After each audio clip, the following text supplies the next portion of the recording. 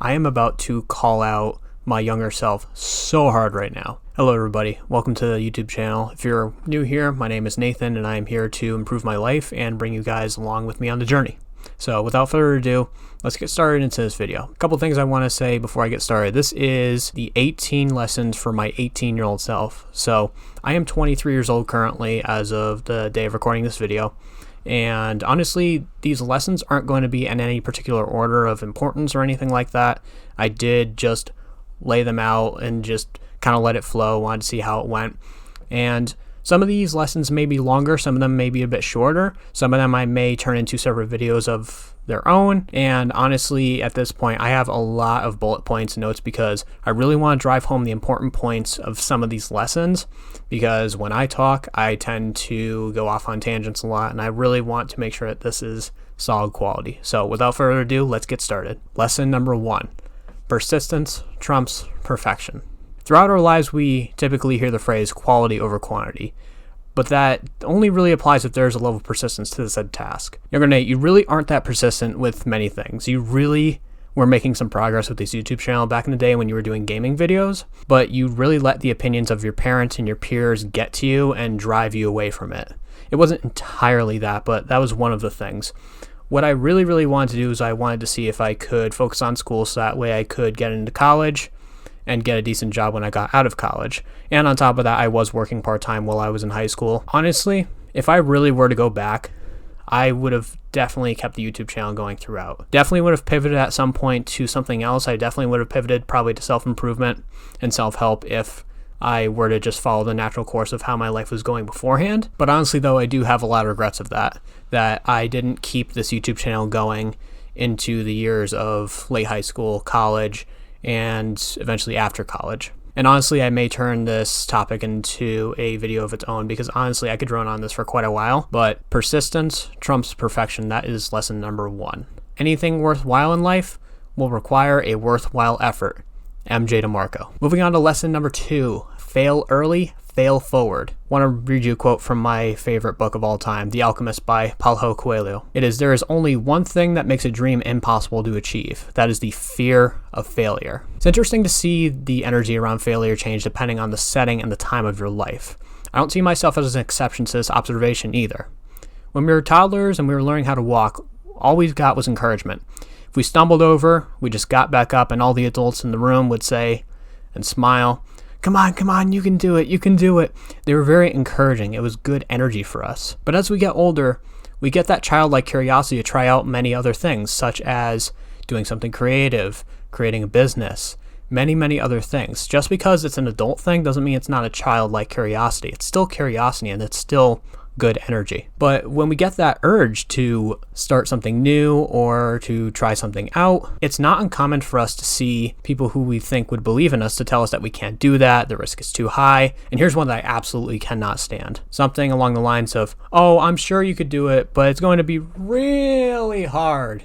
I know this is usually said with good intentions, but honestly, it's one of the things that, yeah, maybe said with good intentions, but I honestly, a lot of the time, take it as an insult because a lot of people, yeah, want to keep you safe, but that's limiting your ability right there. Take failure as an opportunity to learn something. And as long as it doesn't kill you, you're guaranteed to get something out of it. In failure, you actually learn something, but conversely, when you're afraid to take action because of the fear of failure, you don't learn anything from that. This inaction will bleed into other areas of your life.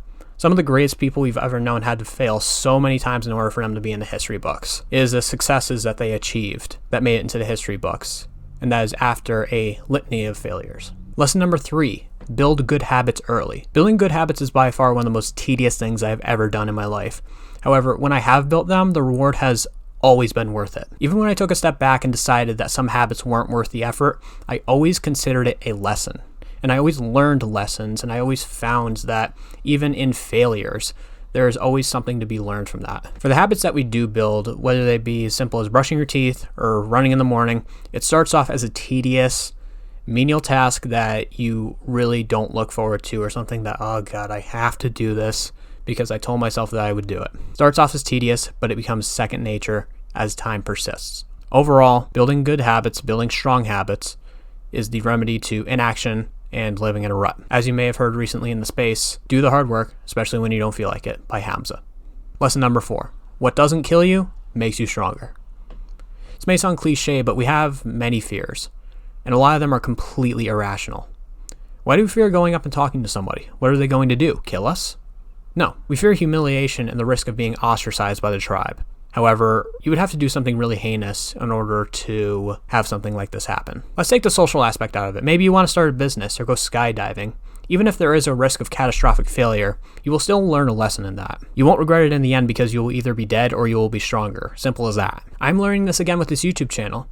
If you go back and look at the intro video I did, I mentioned that I don't really know exactly what I'm doing with this YouTube channel. I'm not completely clueless. I know what I want. I am jumping into this because I know that it is a fear that I have of hopping in front of the camera, making a video, and pushing it out for the world to see. I said that I didn't know what I was doing, and that is perfectly okay with me at this point. I know what I ultimately want, to become the best version of myself and to help some others along the way if I possibly can. Raw action solves everything.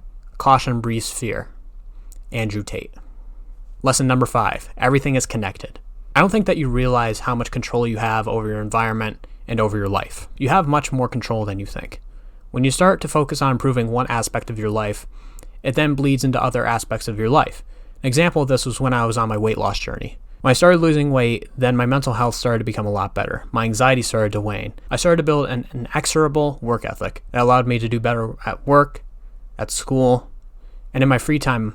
And I started reading books. I started listening to productive podcasts. I started exercising. I started running. I used to never read books. I used to just read as much as I had to do, just the bare minimum that I had to do in school, so that way I would pass the test or pass the paper. It blew me away that just by starting working out, just because I wanted to lose some weight, all the other aspects of my life that it started to improve. I am still blown away to this day how much it's done. And maybe I have retracted in some instances, but that discipline is still buried within inside of me, and I got something brewing. The simple discipline of building the habit of watching what I ate and going to the gym set me on a large upward trajectory to become a better man than I was before. And when that happens, trust me, you will feel unstoppable. Quote, when we strive to become better than we are, everything around us becomes better too. That's another quote from The Alchemist by Paulo Coelho. It's one of my favorite quotes of all time.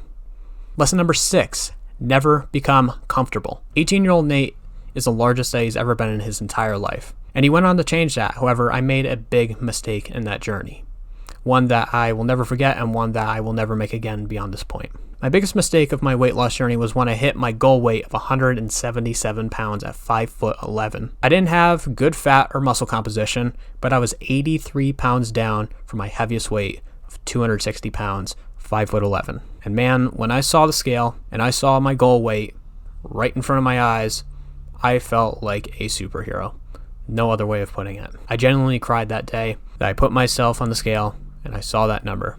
But the nastiest mistake that I ever made was I said, mission accomplished. Yes, I did reach my goal that I set out to reach, but it also extinguished the fire that I had in my soul to build the best body that I ever could. I also went into a dark time in my life, so there was that too, but I have since gained back quite a bit of the weight that I did lose, which does upset me, but you can't dwell on the past. And don't worry though, I'm rebounding on it. Quote, no man has the right to be an amateur in the matter of physical training. It is a shame for a man to grow old without seeing the beauty and strength of which his body is capable. Socrates. Lesson number 7. Don't worry about what other people think. If I had the task of becoming the most mediocre person on the planet, I would just simply do what the masses are doing. No one who has accomplished anything unique did it by doing what the masses have told them to do. In fact, they had to push forward with what they did despite no one believing in them, and even calling them crazy at times, thinking that they're delusional, thinking that's impossible. When I was working out more consistently, the only people that gave me shit for it were the ones that were out of shape. The only people that gave me shit for trying to get my finances together were people that either had no money or had no concept of how money works, or at least they had a warped perception of it. If you're on your purpose and striving to make yourself better every day, then fuck the rest of them. Surround yourself with people who will support you in that and cut out all the negative people. If you have people that you can't remove from your life, then just keep them at arm's length. Quote, you will never be criticized by people doing more than you. You will only be criticized by people doing less. Hate always comes from beneath. Richard Cooper, also known as Entrepreneurs in Cars on YouTube. Lesson number 8. Patience is key. All you need to be is on the right track. Patience will get you there. This connects to the first rule, persistence trumps perfection, because if you combine these two, then time will tell you if what you are pursuing is worth pursuing. On my weight loss journey, all I had was patience. In my efforts to keep pushing past the plateaus required more patience. When I was writing the script for this video, I kept drawing a blank. That required patience to keep going. This particular lesson, I wasn't really planning on droning on about, so I'll pretty much leave it at that. I may make a separate video on this. Lesson number 9, carry yourself with pride. Respect yourself. I feel that today people respect themselves less than ever, and this roots all from a lack of accomplishment. Self-respect is rooted in self-confidence, and if you are lacking in either of those two things, then chances are you are not achieving what you want to achieve in life. People will get on the defense and tell you that you're an overachiever, but honestly, they are just afraid that you are going to become better than them, or they have no meaningful goals themselves. When you carry yourself with pride, you tolerate less bullshit, period. Quote, you get out of life what you tolerate. Richard Cooper, also known as Entrepreneurs in Cars. Rule number 10, this is one that's a bit painful for me to say because I still have a hard time giving it now. Lesson number 10, give it 100%. There's honestly no excuse not to give it all in almost everything that you do. In college, you could have worked harder on the assignments that you were given, but you wanted to indulge in instant gratification, you wanted to eat junk food, you wanted to play video games, you wanted to play Uno with the college buddies, you wanted to go out to a random party, you wanted to go to your friend's apartment and drink some alcohol. It really didn't serve you. So your work suffered as a result. And most of the regrets I have today at the age of 23 revolve around not giving it my all, whether it be school, creative pursuits, or anything else. To me personally, giving it 100% means to become 1% better every day. This is also known as the compound effect. Getting better just a little bit each time will eventually compound into something amazing. Lesson number 11, learn violence. This may be a bit of a hot take, but young Nate, you are bigger than a lot of the people around you.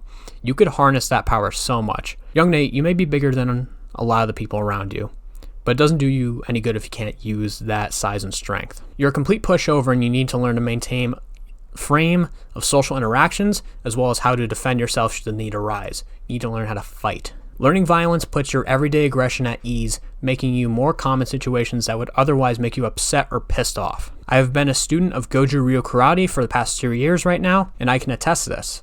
I initially joined because I just wanted to learn to defend myself and others should the need arise, but now that I'm this far into it, that is just the tip of the iceberg of the lessons I have learned so far. What's overlooked in combat sports and martial arts is that just as often as you are battling others, you are also battling yourself. When you step into the ring, you are facing an opponent, and you are attempting to be methodical in your approach to scoring a point or getting a knockout. That takes more power than just purely being stronger than somebody else.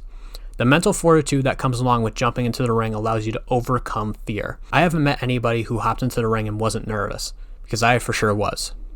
But that anxiety has eased over time due to the confidence I have built in myself as well as the element of uncertainty becoming less of an issue. I strongly encourage everyone to learn at least some form of violence in a controlled environment, whether it be a martial art, combat sport, or just getting a punching bag in your basement and some gloves. Quote, a harmless man is not a good man. A good man is a very dangerous man who has it under voluntary control. Jordan Peterson. Lesson number 12, get a sleep routine. To this day, I still suck at waking up in the morning. Ask my roommates, and it is something that I am still working on to this day. But had I built this habit earlier, I would be miles ahead in terms of my productivity as well as my energy.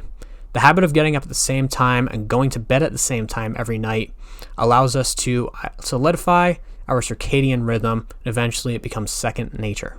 This is why it's good to do this even on the weekends, holidays, or active rest days, whenever possible. I know being a hypocrite by telling my younger self to do this even though I'm still currently having a hard time doing this, but it definitely would have helped if I had started building this habit earlier. Lesson number 13, clean up your diet. Cleaning up your diet is integral to your performance as a human being. It amazes me how terribly I still used to eat and sometimes still do eat. When I do indulge, I am never surprised that I feel terrible shortly after eating junk food or drinking a sugary energy drink. I used to always do this and blame it on my ADHD or that I didn't get enough sleep, when truthfully, I could have eaten clean that day and I would have been optimally at my best. There's not too much to say other than honestly, young Nate, educate yourself on how to eat properly, how to cook. Trust me, your body and your mind will thank you for it. Lesson number 14, take responsibility, especially when it is the least comfortable. Young Nate, you never ever take responsibility. You got a bad grade on an assignment, It was a teacher trying to fuck you over. When am I ever going to use this in the real world anyway? You would always say to yourself. You don't understand the weight of your mindset and how this can affect other aspects of your life. One of those aspects includes taking responsibility for your actions, probably the most basic one.